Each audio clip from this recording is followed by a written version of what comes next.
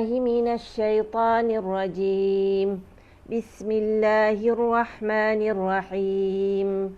الحمد لله رب العالمين. الرحمن الرحيم.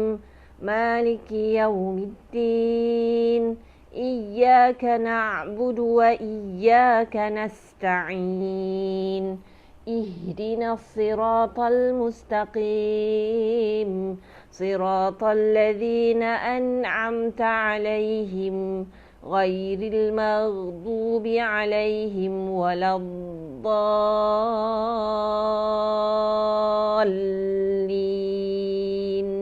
آمين.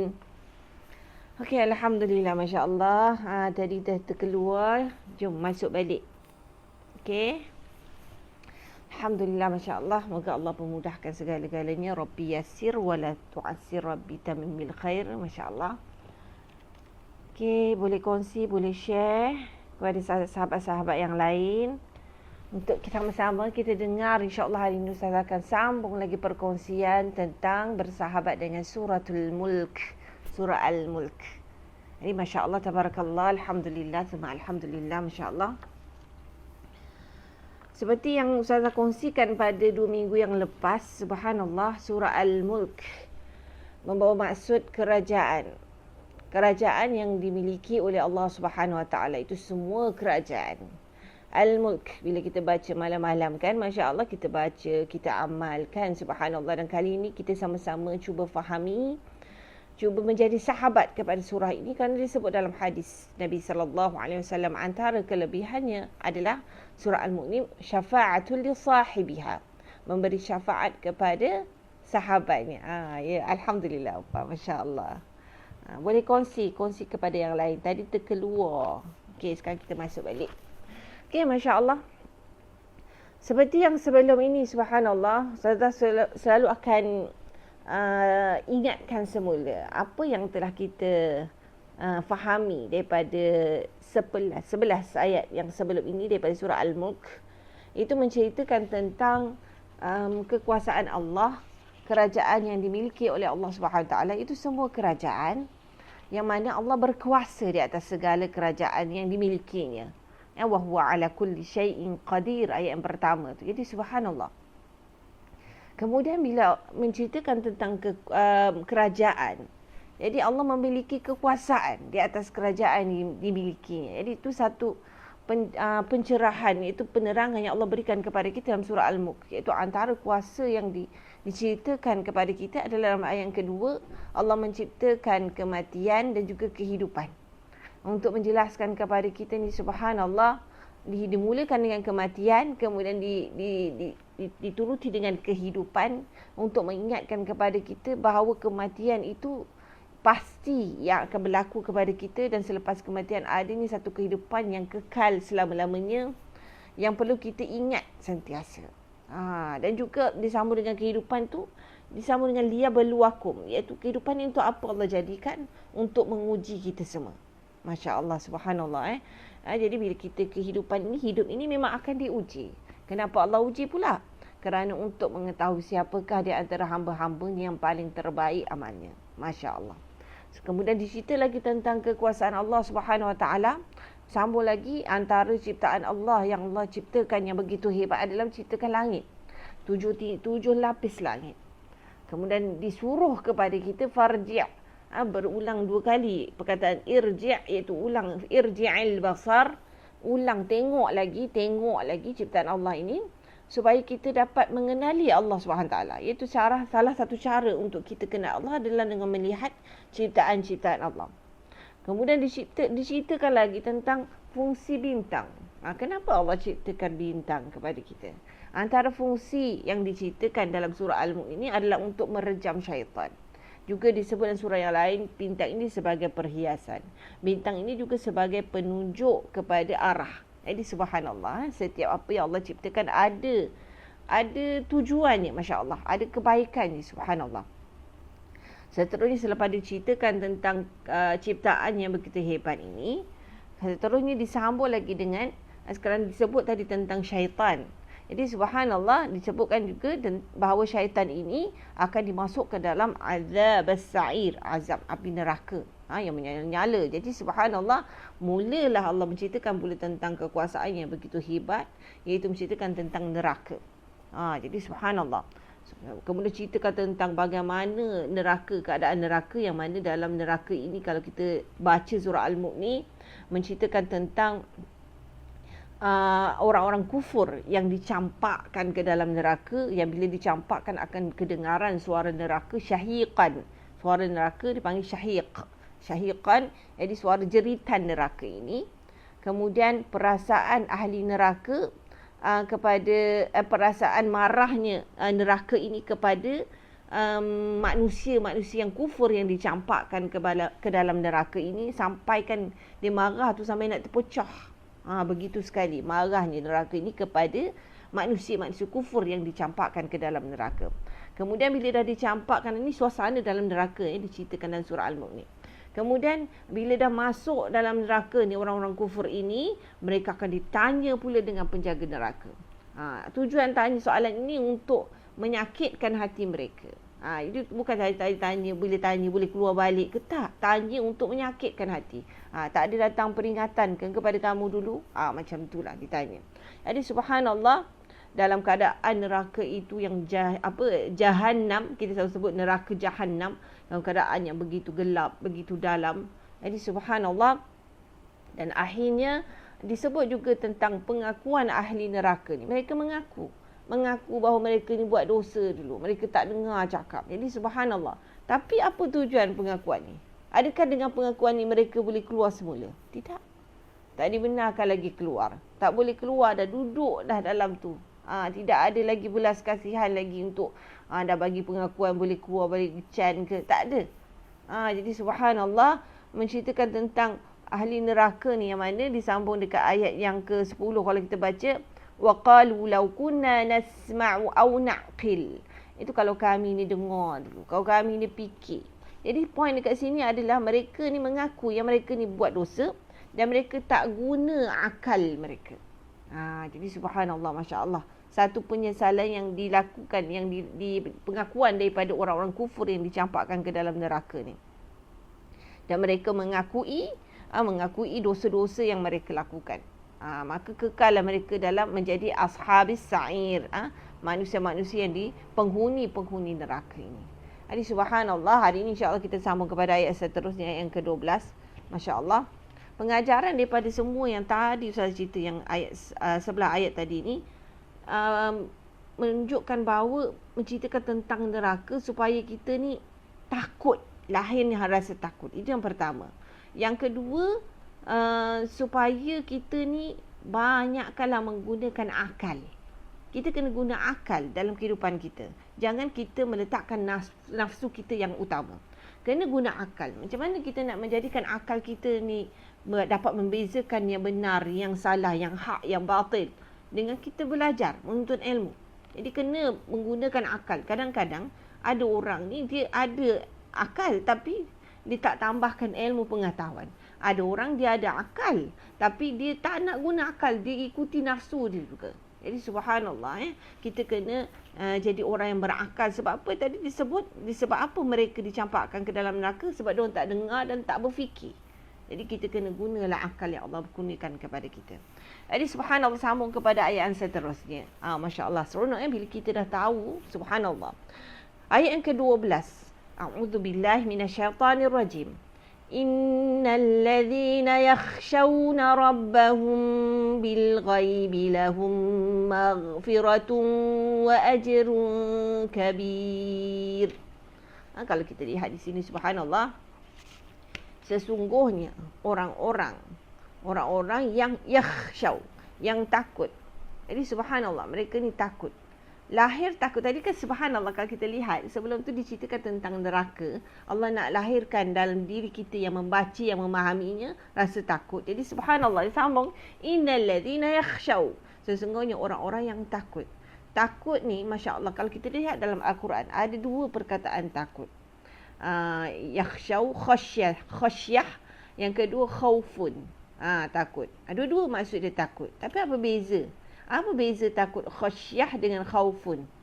Kalau kita lihat dalam ayat yang lain, innama yakhshallaha min ibadihil ulama.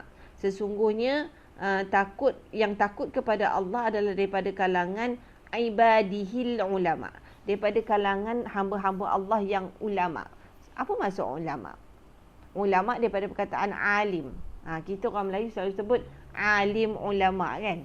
Alim tu mufrad seorang, ulama tu banyak. Sebenarnya maksud dia. Jadi subhanallah, alim, apa maksud alim? Itu orang yang berilmu. Jadi orang yang takut kepada Allah, dia kena ada ilmu. Dia kena ada ilmu. Orang yang ada ilmu, yang kenal Allah, maka akan lahir rasa takut dalam jiwa dia. Jadi subhanallah, perlu kita ada ilmu. Perlu kita ada ilmu. Macam sekarang kita mempelajari, memahami apa yang terkandung dalam surah Al-Mulk ini, itulah dia ilmu. Masya Allah, subhanallah. Jadi maksud khasyah ini, yakhshaw ni tadi, dia takut dalam keadaan berilmu dan kenal. Sebagai contoh, kenal dengan Allah, kenal pencipta, kenal Allah itu maha berkuasa, kenal Allah itu memiliki kerajaan. Masya Allah. Kenal, jadi merasai hebatnya Allah SWT. Bila kita rasakan seseorang itu, kalau kita dengan manusia, kita tahu dia tu hebat, Masya Allah, dia tu memiliki kuasa, maka kita akan lahir rasa hormat, rasa takut kepada dia. Jadi subhanallah, sebagai contoh ibu, ayah, dia ada kuasa kepada anak-anak. Jadi Masya Allah, anak-anak ni ada rasa takut dan hormat kepada ibu bapa ni. Jadi Masya Allah, dia khasyah ini maksud dia takut dalam keadaan dia berilmu.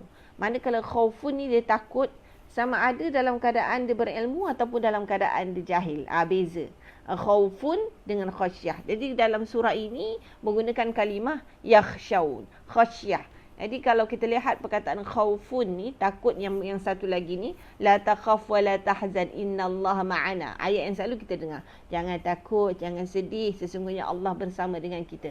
Jangan takut dengan siapa-siapa pun. Jangan takutlah dengan manusia pun. Jangan takutlah dengan binatang pun. Sesungguhnya Allah bersama dengan kita. Jadi walaupun kita tak kenal dengan manusia tu, kadang-kadang kita takut dengan dia. Tapi hakikatnya kita tak kenal pun. Jadi subhanallah, kembali ke takut yang paling utama yang perlu kita letakkan adalah kepada Allah Subhanahu Wa Taala. Itu perbezaan antara khasyah dan juga khaufun. Jadi subhanallah, ayat ini menyebut innal ladzina yakhshawna rabbahum, sesungguhnya orang-orang yang takut kepada Rabb, kepada pencipta. Dia tak guna Allah, dia guna tu kepada pencipta. Jadi subhanallah, bila cerita pasal pencipta, maknanya takut kepada yang menciptakan kita. Masya Allah. Allah mengetahui segala-galanya tentang kita. Masya Allah. Allah yang menciptakan kita. Jadi Allah tahu apa yang terbaik untuk kita. Jadi Masya Allah, tabarakallah. Menggunakan kalimah Rabb. Rabbahum. Innal ladhina yakhshawna rabbahum. Mereka yang takut kepada pencipta mereka bil ghaib. Sama pula dengan bila, apa maksud bil ghaib ni? Ghaib ni daripada perkataan ghaib. Itu daripada perkataan ghaib yang tak ada. Jadi apa maksud kat sini? Dia ada, bila orang yang takut pada Allah, ada dua maksud. Dalam pertama sekali, takut pada Allah yang kita tak nampak Allah. Jadi Masya Allah, ghaib iaitu Allah yang kita tak nampak. Itu yang pertama maksud yang diberikan para ulama.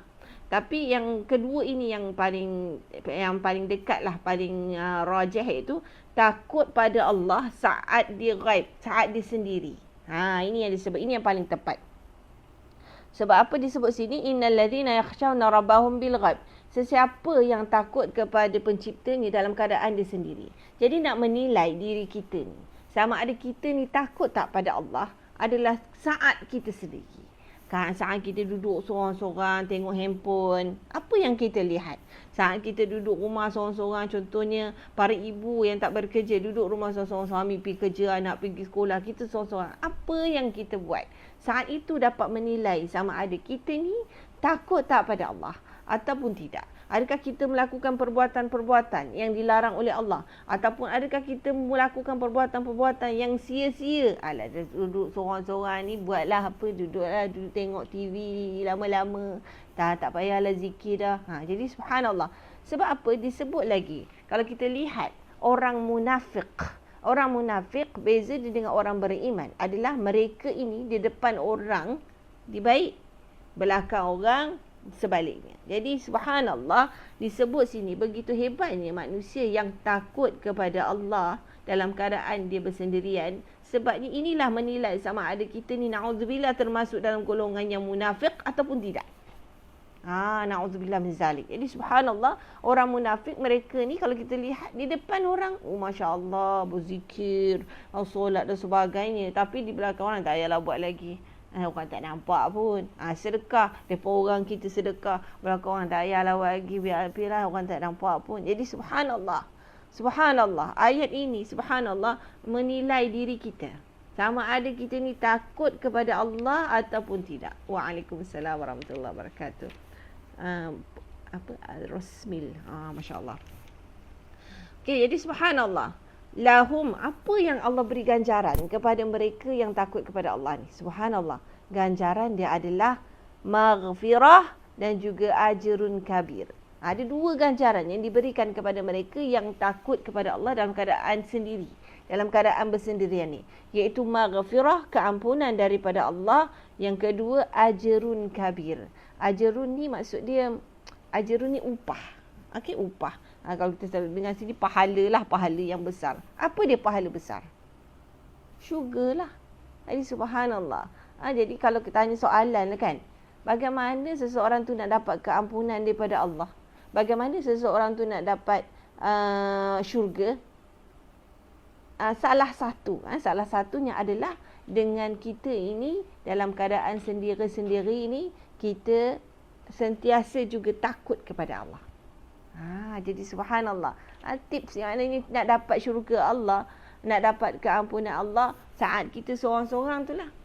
Sekarang kita dah belajar, kita dah faham ayat ni. Jadi kita seorang-seorang pun macam mana kalau kita rasa nak buat perkara yang lara, yang sia-sia, takut pada Allah. Allah sedang perhati kita ni. Segala apa, Masya Allah. Waalaikumsalam warahmatullahi wabarakatuh. Cik Rashid.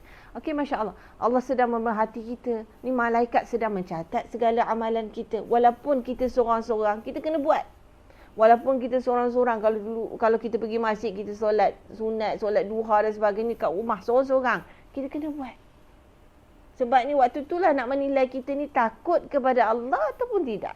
Jadi subhanallah, Masya Allah. Ayat inilah subhanallah. Sebab tu kalau kita lihat ayat sebelum ceritakan tentang neraka, supaya Allah nak hadirkan rasa takut dalam jiwa kita ni, Masya Allah. Kemudian Allah ceritakan tentang kebaikannya, kebaikan takutnya kita kepada Allah ni. Kelebihannya itu Allah memberikan keampunan dan juga ganjaran yang besar, itu syurga kepada mereka yang takut kepada Allah. Tapi kena ingat, takut kita kepada Allah bukan seperti takut kita kepada ular ke, kepada singa ke. Kalau kita takut dengan ular, kita nampak kita lari, tapi peluk ular tu. Jadi subhanallah, takut kita kepada Allah bukan seperti itu. Takut kita kepada Allah dia bergabung dengan pengharapan kita kepada Allah. Kita mengharapkan Allah memelihara kita. Kita mengharapkan ganjaran daripada Allah Subhanahu Taala. Kita mengharapkan rahmat dan kasih sayang Allah. Jadi dia bergabung. Kalau kita belajar surah Al-Fatihah, kita perlu lahirkan 3 rasa dalam kehidupan kita ni kepada Allah. Yang pertama sekali rasa sayang, rasa cinta kepada Allah. Kita perlu ada rasa sayang ni pagi-pagi ni kita bangun ni. First kali sebenarnya kita perlu sebut Alhamdulillah alladhi ahyana ba'da ma amatana wa ilaihin nusyur. Ya Allah, Kau bagi aku hidup selepas Kau matikan tadi. Tadi kita semua dah mati sekejap. Dah mati dah tadi semua. Tak sedar tadi tidur tu semua adalah kematian kecil yang kita tak sedar. Jadi subhanallah, kemudian Allah dah bagi kita hidup semula lagi pagi ni. Alhamdulillah, Masya Allah. Bersyukur sangat. Perlu bersyukur. Perlu berterima kasih kepada Allah. Berikan nikmat kita peluang. Peluang untuk kita memperbaiki amal ibadah kita. Peluang untuk kita memperbaiki kita punya kehidupan. Peluang memperbaiki keimanan kita kepada Allah. Jadi subhanallah, Masya Allah. Satu nikmat yang besar bila Allah berikan lagi kepada kita kehidupan. Sebab tadi diceritakan bila dah dimasukkan, diberikan, dah selesai, dah dekat sana selepas kematian, dah tak ada lagi dah chance. Tak ada lagi lah peluang lagi untuk kita patah balik ke bumi ni nak buat amalan dan sebagainya. Tak ada dah. Jadi subhanallah, perasaan takut itu perlu ada. Jadi tadi kalau ada surah Al-Fatihah tadi, perlu ada rasa cinta, perlu ada rasa takut. Takut kepada Allah perlu juga. Macam kita ibu-ibu kan, ibu-ibu, bapa-bapa kat rumah. Kita dengan anak-anak, kita nak anak-anak sayang kita. Dalam masa yang sama, kita nak mereka ada juga rasa takut. Kita buat undang-undang. Kalau buat macam ni, siap lagi denda, siap lagi. Tak buat. Jadi kita buat macam tu supaya dia ada lahir rasa takut. Takut sebab apa? Supaya dia tak buat perkara yang kita nak larang tadi, yang tak boleh buat tadi. Tapi dalam masa yang sama, kita nak dia sayang kita. Kita nak juga dia mengharapkan kepada kita, mengharapkan kita maafkan dia. Minta maaf mak, minta maaf ayah kan dia kata. Minta maaf, dia mengharapkan kepada kita pengampunan ibu bapa ni. Jadi subhanallah, 3 rasa. Cinta, takut dan pengharapan perlu bergabung. Barulah kita dapat merasai hebatnya Allah SWT begitu kita dekat dengan Allah SWT. Jadi kita sambung lagi. Jadi Masya Allah pengajaran ayat yang ke-12 tadi, kita perlu ikhlas. Walaupun nak tahu kita ikhlas ke tak dalam ibadah kita, tengok ada kita seorang-seorang. Saat kita seorang-seorang tu macam mana? Adakah kita buat lagi ibadah tersebut? Kita solat lagi ke solat sunat yang kita buat kat depan orang ramai tu? Kita sedekah lagi ke walaupun kita dekat belakang tanpa orang lain tengok? Ini subhanallah, keikhlasan. Ini tandanya bagi kita seorang-seorang. Masya Allah. Kemudian sambung lagi kepada ayat yang ke-13. وَأَسِرُّوا قَوْلَكُمْ أَوْ اجْهَرُوا بِهِ إِنَّهُ عَلِيمٌ بِذَاتِ الصُّدُورِ. وَأَسِرُّوا, dan rahsiakanlah ataupun perlahankan qaulakum, kata-kata kamu, أَوْ اجْهَرُوا بِهِ, nyatakanlah ataupun terang-terangkanlah kata-kata dengannya. Innahu, sesungguhnya dia itu Allah SWT, alim, maha mengetahui, bizatis sudur, segala apa yang ada dalam sudur, dalam dada kita, dalam hati kita. Sudur ni maksudnya jamak, maksudnya banyak hati lah, banyak dada. Kalau kita belajar baca surah Alam nashrah laka sadrak, sadrun, itu satu dada, satu hati. Jadi sini maknanya Allah mengetahui apa yang terkandung dalam hati-hati kita semua. Ini subhanallah, di sini kan Masya Allah satu perkara yang Allah nak sampaikan kepada kita ayat 13 ni. Apa dia? Fokus pada niat. Jadi Masya Allah, niat kita. Sebab tu hadis Nabi SAW yang saya rasa para pendengar semua hafal. Innamal a'malu biniat. Sesungguhnya setiap amalan kita berdasarkan kepada niat kita. Ya Allah, niat ni kan.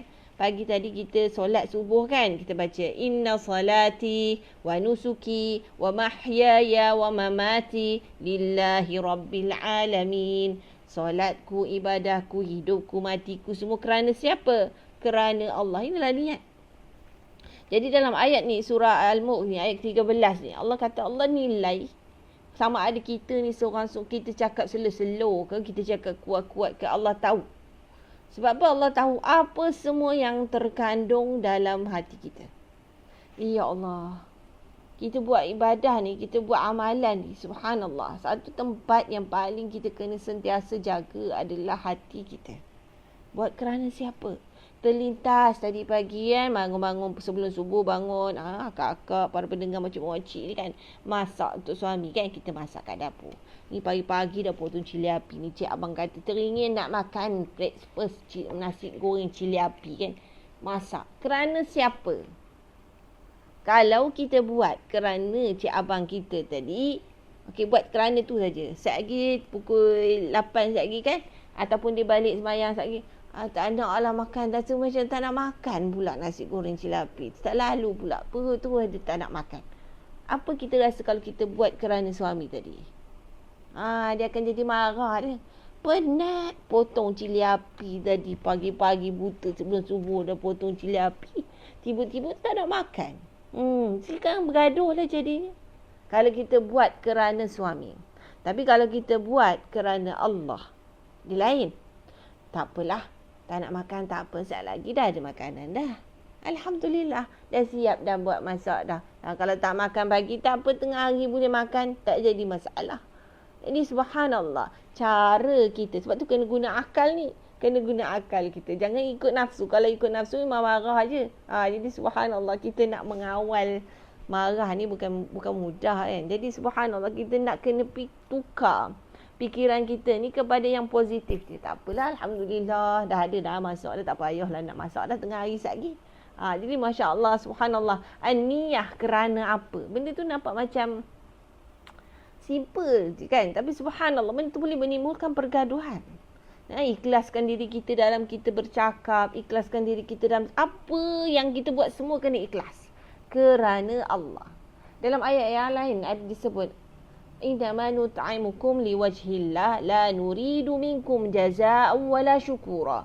Sesungguhnya mereka yang memberi makan, ini disebut sini siapa yang memberi makan ataupun apa sajalah amalan yang dibuat kerana apa? Liwajhillah, kerana Allah. Apa maksud buat kerana Allah ni? Liwajhillah la nuridu minkum jazaa'an. Mereka ni kalau buat kerana Allah, dia tak mengharapkan balasan. Kita buat apa? Senang ke kalau kita nak buat apa-apa tak nak harap balasan daripada manusia? Senang tak? Susah. Selalu kita mesti nak harap balas. Kita bagi jiran sebelah karipap 5 ketui, kan? Suka saya cerita bagi jiran sebelah karipap 5 ketui, tapi tak bagi pun jiran sebelah bagi karipap 5 ketui. Subhanallah, Masya Allah.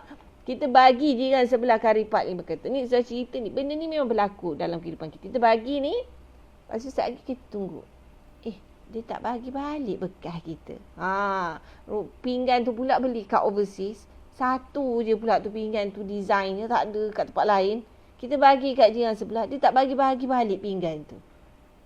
Tak duk fikir je pinggan ni, bila dia nak bagi, bila nak bagi.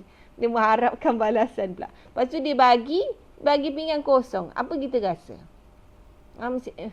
Yelah, dalam tak apalah, terima kasih bagi pinggan, tapi dia tak bagi apa-apa pun, tak balas pun. Kurang bagilah sikit apa-apa kat pinggan ni. Nampak tak? Mengharapkan jaza. Jadi Subhanallah, liwajhillah, buat sesuatu perkara kerana Allah ni, la nuridu minkum jaza, tak mengharapkan balas, tak mengharapkan apa-apa balasan. Walaupun dia bagi pinggan kosong pun tak apalah, Alhamdulillah, pinggan bagi balik, Alhamdulillah. Sebab tu saya kalau siapa-siapa lah saya kata nak bagi apa-apa kat orang, bagi yang dia tak payah bagi balik. Bekas tu sekarang ada tapuai-tapuai yang bagi pakai buang je kan. Bagi bekas yang dia tak payah balas balik. Gitu. Senang. Jadi kita tak fikir lah pakai pasal pinggan ke pasal bekas dia pulang balik ke kan. Jadi Subhanallah. Jadi la nuridu minkum jazaa'an wala syukura. Hatta sehingga kan kalimah terima kasih pun kita jangan harapkan daripada dia. Itu baru betul-betul Masya Allah. Betul-betul Masya Allah kita buat tu kerana Allah. Masya Allah apa ya. Apa niat ya Allah, dia bangun tidur sampai aku tidur. Masya Allah. Allah ibarik fik. Apa saya kerana lepas tu tak niat lagi, boleh ke? Boleh, niat tu bila-bila masa. Kita bila kita lintas je, terus kita ubah niat. Sebab kadang-kadang ni syaitan ni akan ganggu kita punya niat ni. Buat kerana apa? Macam tadilah saya katakan, kita bagi jiran sebelah karipap 5 ketul tadi. Bagi, lepas tu dia ambil, dia pergi je macam tu. Tak ucap terima kasih. Apa kita rasa? Marah. Masya Allah, kita akan marah. Jadi kita masih ada lagi mengharap kalimah terima kasih tu lagi. Jadi itu pun masih lagi belum ikhlas sebenarnya. Masya Allah. Sebenarnya kalimah terima kasih itu adalah adab dia kepada kita. Dia tu yang kena ucap. Tapi kita jangan mengharap. Boleh faham? Maknanya kita jangan mengharapkan dia mau cakap terima kasih. Mungkin dia terlupa ke kalut ke pagi-pagi. Kita bagi karipap tadi, dia nak pergi office. Okey, dia terus pergi. Jadi Subhanallah, dia tak cakap terima kasih tu mungkin sebab dia terlupa. Jadi tapi itu adalah adab dia kepada kita. Cuma kita jangan mengharapkan dia terlupa kot kabur nak pergi office. Dah habis cerita. Kita bersihkan kita punya hati tadi, niat tadi, buat kerana-Mu ya Allah, Engkau lah yang balas segala-galanya. Jadi Subhanallah, semua benda kita buat kerana Allah. Ni pagi ni kita nak masak kerana Allah, kita nak kemas rumah kerana Allah. Itu akan membantu kita menghilangkan kalau orang kan sekarang ni Masya Allah, kalau kita lihat berlaku stres dan sebagainya, sebab kita buat kerana manusia. Kita buat kerana manusia. Lepas tu manusia tak balas pula. Lepas tu kita rasa stres sebab kita tunggu balasan daripada manusia. Jadi kita kena cuba ubah. Kita buat kerana Allah. Sebab balasan Allah kita tak nampak sekarang ni. Kita tak nampak dung turun pahala banyak sebulan. Kalau nampak rasanya semua Masya Allah. Duk kira je berapa banyak pahala yang turun. Tapi tak nampak sebab nak surprise kat kita. Nanti kita di akhirat nanti baru kita lihat. Jadi subhanallah, Masya Allah. Jadi kita kena bersihkan niat kita ni. Sentiasa kena upgrade. Niat kita kena sentiasa kena ingatkan. Sebab tu kita setiap kali solat kita baca doa iftitah tu kan. Kita baca inna salati wa nusuki wa mahyaya wa mamati lillahi rabbil alamin. Solatku ni, semua aku buat ni, hidup matiku semua kerana Engkau ya Allah. Aku buat semua kerana Engkau ya Allah. Sentiasa bagi tahu diri kita. Sebut pada kita, buat kerana Engkau ya Allah. Memang kadang-kadang syaitan akan selit. Kenapa dia tak balas? Kenapa dia penat je buat kemar-kemar ni semua ni? Semua tak ada tolong. Semua suami tak ambil peduli pun. Tak ucap terima kasih pun, nampak tak? Dah habis dah macam tu. Sebab ada ayat lain dan surah Furqan menyebut wa qadimna ila ma amilu min amalin wa ja'alnahu haba'an manthura. Ya Allah. Kalau siapa yang beriman, yang baca ayat ni, dia rasa takut. Sebab apa? Yang mana yang mereka yang memberikan kepada mereka ni amalan-amalan mereka apabila pada mahsyar nanti diberikan, dibentangkan kepada kita amalan-amalan kita seumpama seperti debu-debu yang berterbangan. Disebabkan niat tadi. Bila datang kat kita, amalan kita habis macam debu je, macam tak ada apa-apa je. Astaghfirullahalazim, ya Allah, takutnya. Dah buat macam-macam, dah buat, tiba-tiba bila bertemu dengan Allah seumpama seperti debu yang berterbangan. Na'udzubillah. Disebabkan niat kita. Disebabkan niat kita ni buat kerana manusia. Disebabkan niat kita mengharapkan balasan daripada manusia. Jadi astaghfirullahalazim, ya Allah. Takut bila kita baca ayat ni. Sebab ni kita takut bila pergi nak dapat buku amalan kita ni, tiba-tiba dah seperti berdebu-debu yang berterbangan je. Dah tak ada apa-apa dah. Na'udzubillah min zalik. Jadi subhanallah. Subhanallah. Kalau kita baca dalam surah Al-Adiyat juga disebut wa khussila ma fi sudur. Allah akan bongkarkan apa yang hasil daripada hati-hati kita, daripada apa niat kita ni. Subhanallah, kena ambil berat sebenarnya tentang an-niyah ni. Kalau kita baca ayat 13 ni, ya Allah, betulkan balik niat kita. Kenapa kita pergi kelas-kelas agama? Kenapa kita belajar? Kenapa apa jua yang kita buat lah. Kerana Engkau ya Allah. Jadi subhanallah, sama lagi satu ayat. Ala ya'lamu man khalaqa wa huwal latiful khabir. Tadi dia ceritakan tentang ayat yang 13 tadi, tentang maknanya kita fokus kepada niat. Dalam setiap apa yang kita buat, kena ambil berat tentang niat ni. Kemudian ayat yang ke-14 ini, ala ya'lamu, bukankah patut dia mengetahui, man, siapa, khalaqa, yang menciptakan, wa huwal latiful khabir, dan Allah ini dia maha halus lagi maha mengetahui. Okey, kenapa ditimbulkan persoalan ala ya'lamu? Allah nak bagi tahu sebab kenapa Allah tahu. Allah nak jelaskan kepada kita semua ni tahu yang Allah ni maha tahu. Jadi subhanallah. Sebab Allah yang menciptakan kita, jadi Allah mengetahui siapa kita.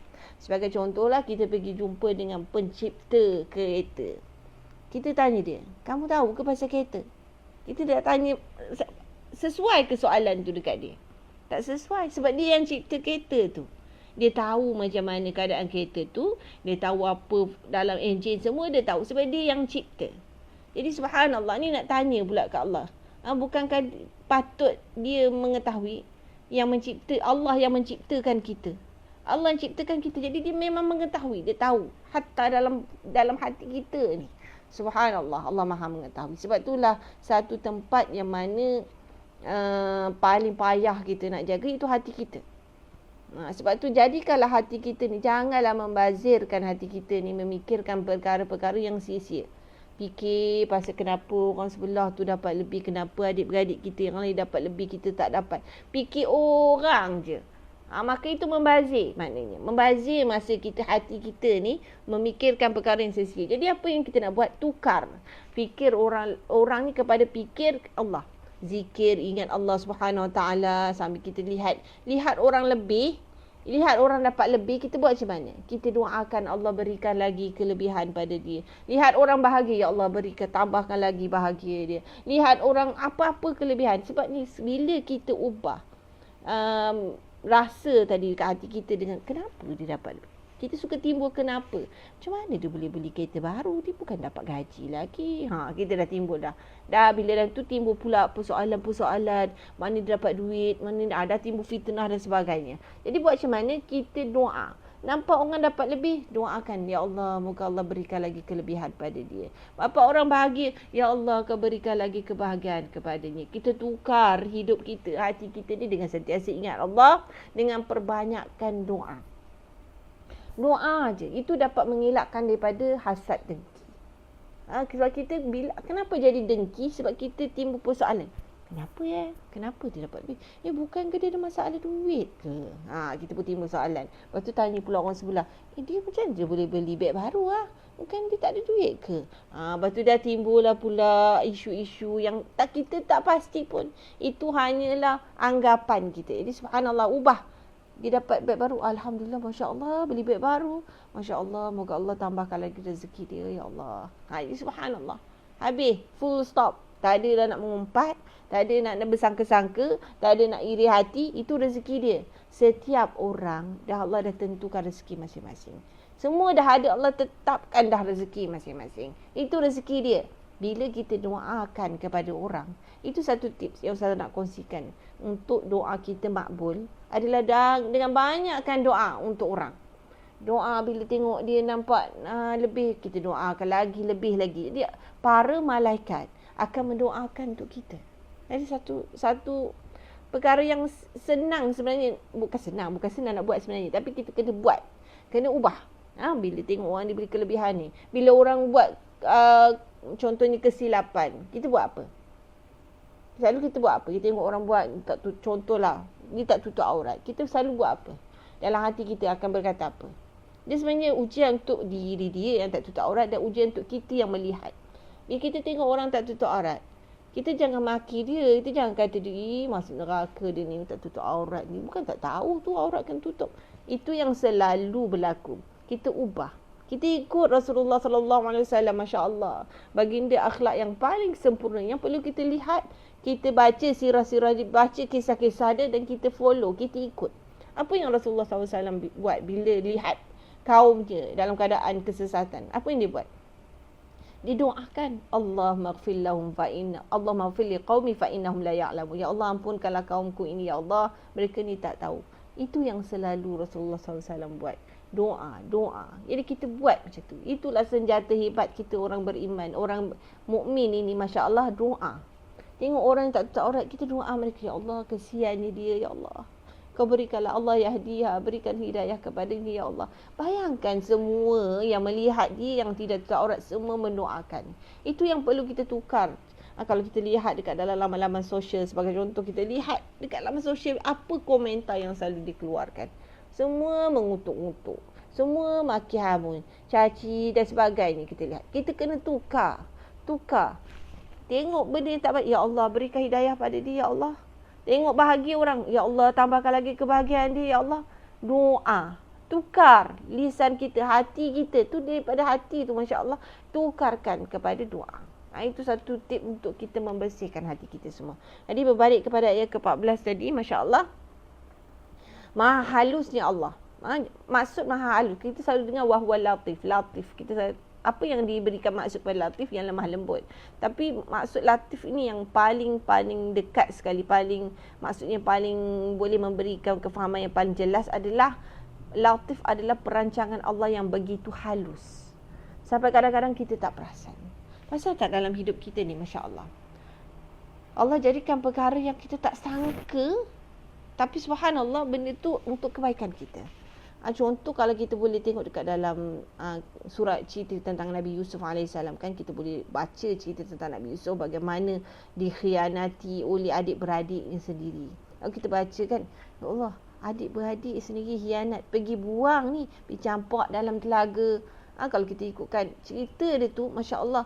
Lepas tu boleh pula Allah jadikan ada pedagang jumpa pula Nabi Yusuf. perjalanan hidup yang diceritakan tentang Nabi Yusuf ni begitu halus sekali.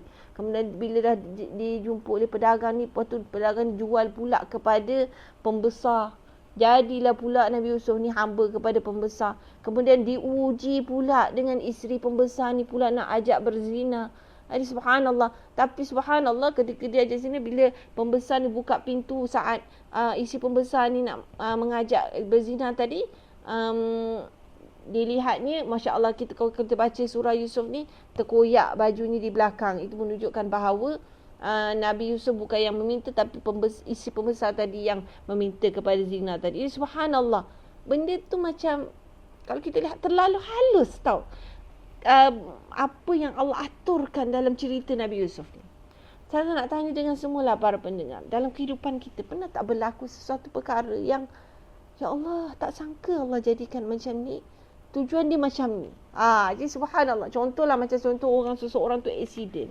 Accident ni langgar. Jadi bila accident ni sakit kan, kalau kita lihat kan tu satu ujian, satu perkara yang menyakitkan. Lepas tu dah pergi hospital. Tiba-tiba ni yang accident ni lelaki lah. Dia pergi hospital, tiba-tiba jumpa dengan doktor. Jumpa dengan doktor ni baik sangat. Lepas tu jumpa, rupanya itulah dia bakal isterinya. Tapi dia kena diuji dulu dengan accident tadi, motor rosak, apa benda, kena keluar duit dan semua.